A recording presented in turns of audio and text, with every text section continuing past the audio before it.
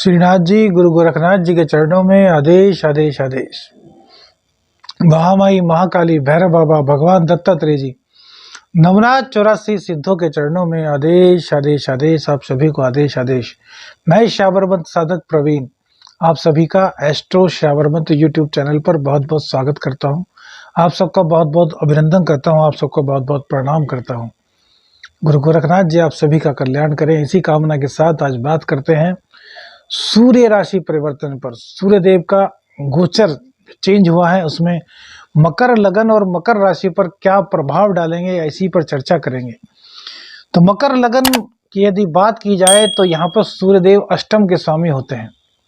सूर्यदेव को अष्टम का दोष नहीं लगता, हालांकि सभी ग्रह को छठे आठवें 12वें में जाने पर कुछ ना कुछ दोष लगता है, लेकिन सूर्यदेव पर इस तरह का कोई भी दोष नहीं लगता, क्योंकि सूर्यदेव आत्मा के कारक हैं और आत्मा परमात्मा का अंश है।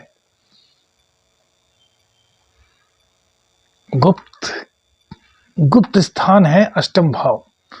मृत्यु का आकलन भी यहां से किया जाता है, लेकिन सबसे ज्यादा जो आकलन होता है वो है दाम्पत्य सुख। दाम्पत्य का दूसरा भाव है यह भाव यदि पीड़ित हो जाए तो भैया व्यक्ति की शादी हो जाएगी, उसको दाम्पत्य का सुख नहीं मिल पाएगा। बहुत ही महत्वपूर्ण भाव है ये। लोग बाग अन्यथा इसको अन्यथा लेते हैं, गंदा भाव मांगते हैं, अष्टम के स्वामी है जी, ये हो जाएगा जी, वो हो जाएगा। ना भैया, ऐसा मत सोचिए। प्रत्येक भाव अपने आप में कुछ ना कुछ लिए हुए हैं। तो भैया कभी भी किसी भी भाव को लेकर के कुछ भी गलत मत कहिएगा, क्योंकि प्रत्येक भाव आपके जीवन को कहीं ना कहीं प्रभावित करता है। एक भी भाव को हटा दिया जाए तो शरीर खत्म। यही तो प्रभु की लीला है। अच्छा और बुरा क्या है? कुछ नहीं, सब समान है, यही अघोर सिखाता है। तो अष्टम के स्वामी द्वितीय स्थान में बैठ जाएंगे, धन भाव में बैठ जाएंगे, जहां पर कि शनिदेव विराजमान है। शनिदेव की मूल त्रिकोण राशि है। शनिदेव धन देंगे। 7.5 का अंतिम चरण है।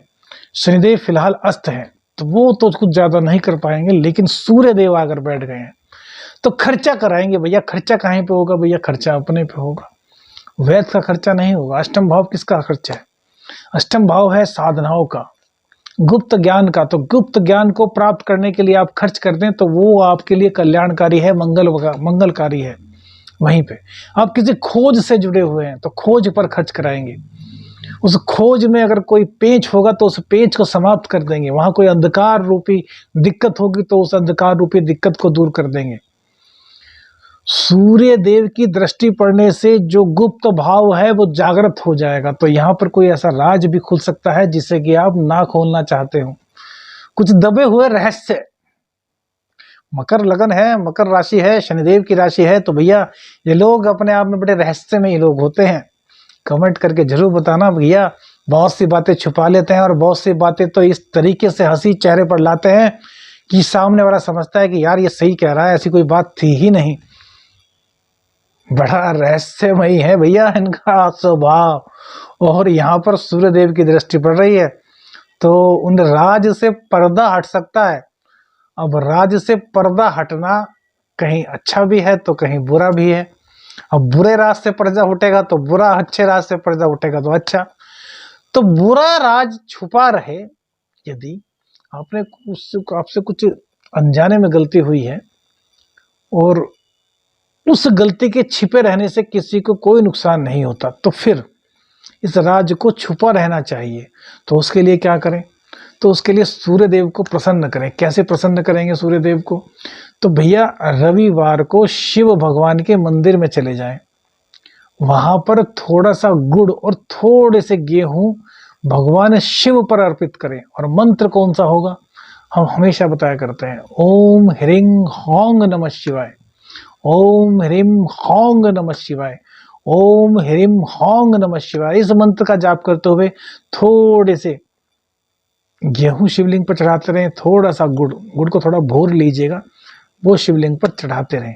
इससे क्या होगा कि जो ऐसी कोई चीज है जिससे कि किसी को नुकसान नहीं हो रहा और वो छुपी रहनी चाहिए, तो वो भैया नहीं खुल पाएगी। अच्छी चीज खुले, यानी कि आप किसी दुविधा में हैं और उस पे से आप चाहकर भी पर्दा नहीं हटा पा रहे, तो सूर्यदेव की कृपा से अब पर्दा तो वहां से हटेगा, लेकिन क्या पता आपकी कुंडली में कोई ऐसा दोष बना हो जिससे कि वो ना हट पाए, तो उसके लिए क्या करें? तो उसमें भी इसी तरह का से एक प्रयोग करना है। उसमें क्या करना है? तो शिव मंदिर में जाना है और सूर्य भगवान का ध्यान करते हुए भगवान शिव को अर्पित करना है क्या? लाल चंदन। थोड़ा सा लाल चंदन लिया, ओम ह्रीं होंग नमः शिवाय, शिव भगवान पे चढ़ाया। ऐसा 3 माला आपको करना है। 3 रविवार कर लीजिए, एक ही रविवार में 3 माला कर दीजिए।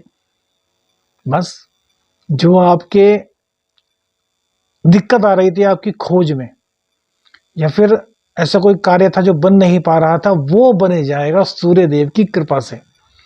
शिव शंकर को हम हर प्रयोग में शामिल कर सकते हैं, क्योंकि शिव से बड़ा कोई नहीं भैया। देखिए, गोरखनाथ जी की कृपा से ही आज हम ये सब विद्याएं सीख पाए हैं। चाहे तो शावर मंत्र की बात कीजिए, चाहे तंत्र काट की बात कीजिए, चाहे वैदिक मंत्रों की बात हो, चाहे अघोर मंत्र की बात हो, सब गुरु गोरखनाथ जी की कृपा से हुआ है। हमारा जीवन एक वक्त ऐसा था कि हम सोचते थे कि हम मर जाएं। कई बार कोशिशें भी की, साधनाओं का हमें कुछ पता नहीं था, कैसे साधना होती है, क्या मंत्र होता है, शावर क्या होता है।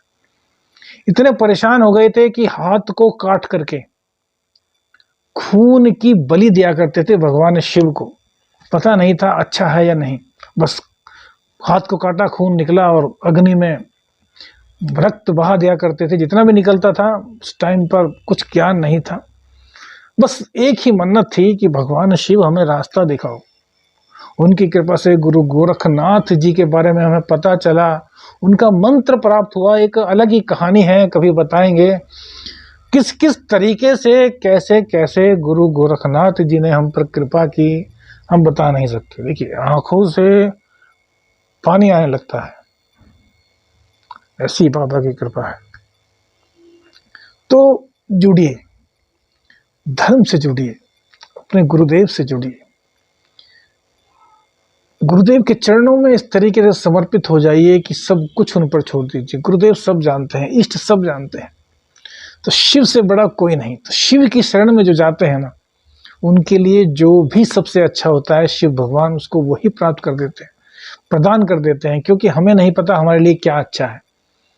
हम सपोज कीजिए भगवान से मांग रहे हैं हलवा पूरी दे दो, और भगवान शिव हमें देना चाहते हो केसर का हलवा, और हम हलवा पूरी मांग रहे हैं, तो शिव क्या सोचेंगे, यार मैं इसको क्या देना चाह रहा हूं और ये क्या मांग रहा है।